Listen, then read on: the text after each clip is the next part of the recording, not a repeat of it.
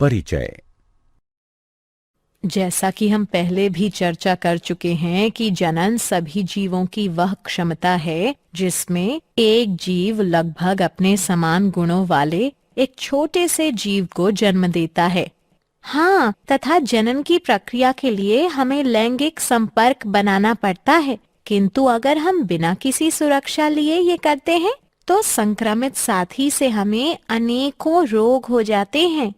जनसंख्या में तीव्र तेज वृद्धि के कारण हम जनसंख्या विस्फोट का निरीक्षण करते हैं। हाँ, ये सब मृत्यु दर में कमी और जीवन काल में वृद्धि का परिणाम है। तो आओ इस पाठ में हम जनन के बारे में विस्तार से चर्चा करें। उद्देश्य। इस पाठ के अंत में आप निम्न करने में सक्षम हो जाएंगे: जनन स्वास्थ्य के महत्व को समझना, यौन संचारित रोगों को पहचानना, जनसंख्या के नियंत्रण की विधियों को समझना, लिंग अनुपात को समझना, जनसंख्या आकार को पहचानना।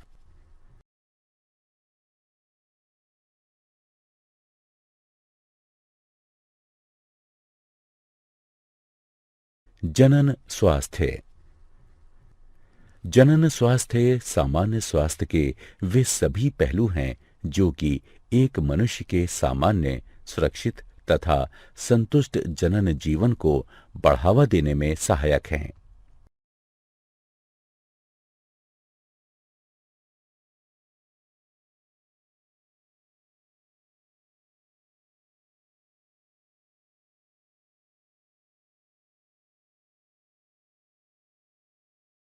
यौन संचारित रोग। वे रोग जो यौन संबंधों द्वारा एक संक्रमित प्राणी से स्वस्थ प्राणी में संचरित होते हैं, यौन संचारित रोग कहलाते हैं। ये विभिन्न सूक्ष्म जीवों द्वारा, जो कि योनि, मूत्रमार्ग, गुदा और मुख के गर्म और नमी वाले वातावरण में रहते हैं, इनके द्वारा उत्पन्न होते हैं। कुछ यौन संचारित रोग निम्न हैं: सुजाक यानी गोनोरिया, सिफिलिस, ट्राइकोमोन्स्ता, एड्स। सुजाक यानी गोनोरिया नाइजेरिया गोनोरिया जीवाणु द्वारा होता है। इस रोग का मुख्य लक्षण मूत्रोजनन मार्ग में सूजन तथा जलन है तथा पेशाब करते समय रोगी को अत्यधिक जलन महसूस होती है। यह जीवाणु नर के मूत्रमार्ग और मादा के गर्भाशय ग्रीवा को संदूषित करता है। सिफिलिस ट्रेपोनेमा पेडिलियम जीवाणु द्वारा होता है। मूत्रोजनन मार्ग की म्यूकस झिल्ली में धब्बे यानी चकत्ते होना तथा जननांग पर अल्सर होना आदि इस रोग के मुख्य लक्षण हैं। ट्राइकोमोन्स्ता एक प्रोटोजोआ ट्राइकोमोनास वेजिनेलिस द्वारा होता है। मादाओं के मूत्रोजनन मार्ग द्वारा कुछ योनिस्राव इस रोग का मुख्य लक्षण है। एड्स एक विषाणु HIV द्वारा होता है जो कि शरीर की प्रतिरोधक क्षमता को कम कर देता है तथा जिससे शरीर किसी भी रोग से जल्दी ही ग्रसित हो जाता है। एड्स के संचारण के माध्यम यौन संबंध, संदूषित प्राणी के रक्त का रक्ताधान यानी स्थानांतरण, संदूषित सुई का प्रयोग, सरगर्भता यानी गर्भावस्था के दौरान अपरा द्वारा मात्र से शिशु में आना आदि है।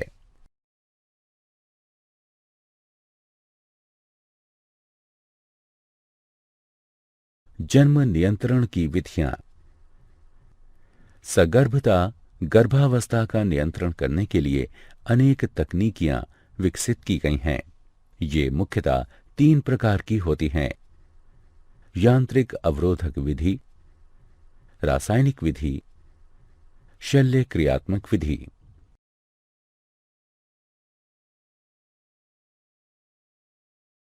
यांत्रिक अवरोधक विधि। यांत्रिक अवरोधक विधि में शारीरिक बाह्य युक्तियां जैसे कॉन्डोम, डायाफ्राम और ग्रीवा टोपी प्रयुक्त होते हैं, जो कि संभोग यानी मैथुन के दौरान शुक्राणुओं को स्त्री के जनन मार्ग में घुसने से रोक देते हैं। अतः यह उनके बीच में रोधक की भांति कार्य करता है। अंतःगर्भाशयी युक्तियों का प्रयोग गर्भाशय में अंतरोपण को रोकता है। यह युक्ति कौपटी है, जो कि डॉक्टरों या अनुभवी नर्सों द्वारा गर्भाशय में सुरक्षित रूप से लगाई जाती है। रासायनिक विधि। रासायनिक विधि में स्त्रियों द्वारा विशिष्ट औषधियां प्रयोग की जाती हैं, जो कि दो प्रकार की होती हैं, मुख वाली गोलियां और योनि वाली गोलियां। मुख वाली गोलियों को मुखीय गर्भ निरोधक भी कहते हैं, जो कि शरीर के हार्मोनों के संतुलन को बदल देती हैं, जिससे कि अंड का त्याग नहीं होता और निषेचन नहीं हो सकता है।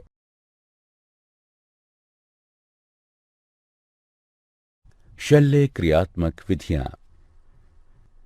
शल्य क्रियात्मक विधियों में नरों में शुक्रवाहक के एक छोटे से हिस्से को काट या बांध दिया जाता है। इसे शुक्रवाहक उच्छेदन यानी वासेक्टोमी कहते हैं। अतः शुक्रवाहक रोधित हो जाता है। इस प्रकार शुक्राणुओं का स्थानांतरण रुक जाता है। मादाओं में अंडवाहिनी नलिका शल्य क्रियाओं के द्वारा काट या बांध दी जाती है। इसे नलिका उच्छेदन यानी ट्यूबेक्टोमी कहते हैं। अतः अंड गर्भाशय तक पहुंचने में सक्षम नहीं होता है तथा इस प्रकार निषेचन नहीं हो पाता है। लिंग अनुपात। एक जन समुदाय में मादा तथा नर की संख्या का अनुपात ही लिंग अनुपात कहलाता है। एक स्वस्थ समाज के लिए मादा नर का अनुपात बनाए रखना अत्यंत आवश्यक है। कन्या भ्रूण हत्या के कारण हमारे समाज के कई हिस्सों में कन्या शिशु लिंग अनुपात का गिरना एक चिंता का विषय है। इसलिए जन्म से पहले भ्रूण के लिंग का पता लगाना एक कानूनन अपराध माना गया है। जनसंख्या का आकार। जनन की सहायता से जीव अपनी जनसंख्या में वृद्धि करते हैं। एक निश्चित जनसंख्या में जन्म तथा मृत्यु की दर जनसंख्या का आकार निर्धारित करती है। जनसंख्या में वृद्धि तब होती है जब जन्म दर मृत्यु दर से अधिक होती है।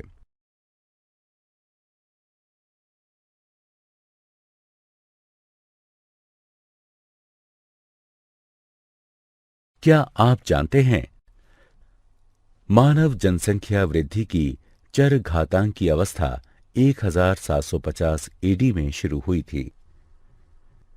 विश्व की मानव जनसंख्या अगले 30 वर्षों में 9.5 अरब तक पहुंच जाएगी। भारत ऐसा पहला देश बना जिसमें 1951 में सरकार द्वारा प्रवर्तित परिवार नियोजन को अपनाया। नाको राष्ट्रीय एड्स नियंत्रण संस्था।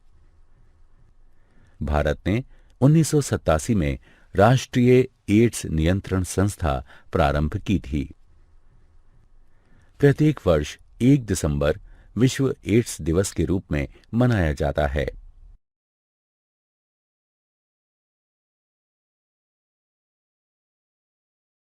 सारांश। आइए हमने जो कुछ सीखा है उसे संक्षेप में दोहराएं। मानव जनसंख्या में तीव्र वृद्धि जनसंख्या विस्फोट कहलाती है। इसका मुख्य कारण मृत्यु दर में तीव्र गिरावट और जीवन दर में तीव्र बढ़ोतरी होना है। जनसंख्या विस्फोट के परिणाम अनुसार कुप्रभाव उत्पन्न होते हैं, इसलिए तत्कालीन जनसंख्या नियंत्रण की आवश्यकता है। जनसंख्या वृद्धि परिवार नियोजन कार्यक्रमों के द्वारा रोकी जा सकती है, जिसके अंतर्गत विभिन्न प्रकार के यांत्रिक, रासायनिक, शल्य क्रियात्मक और प्राकृतिक विधियां आती हैं। यौन संचारित रोग असुरक्षित यौन क्रियाओं के दौरान संचारित होते हैं। एड्स, क्लैमिडिएटा, सुजाक यानी गोनोरिया, सिफिलिस, हेपेटाइटिस बी, जननिक परिसर्प यानी जेनाइटल हर्पीज और ट्राइकोमोनस्ता आदि कुछ सामान्य यौन संचारित रोग हैं। जीवन साथी के साथ वफादारी निभाकर तथा समलैंगिकता, वैश्यवृत्ति तथा अनेक लोगों के साथ सेक्स करने को रोककर इन्हें प्रबंधित तथा नियंत्रित किया जा सकता है।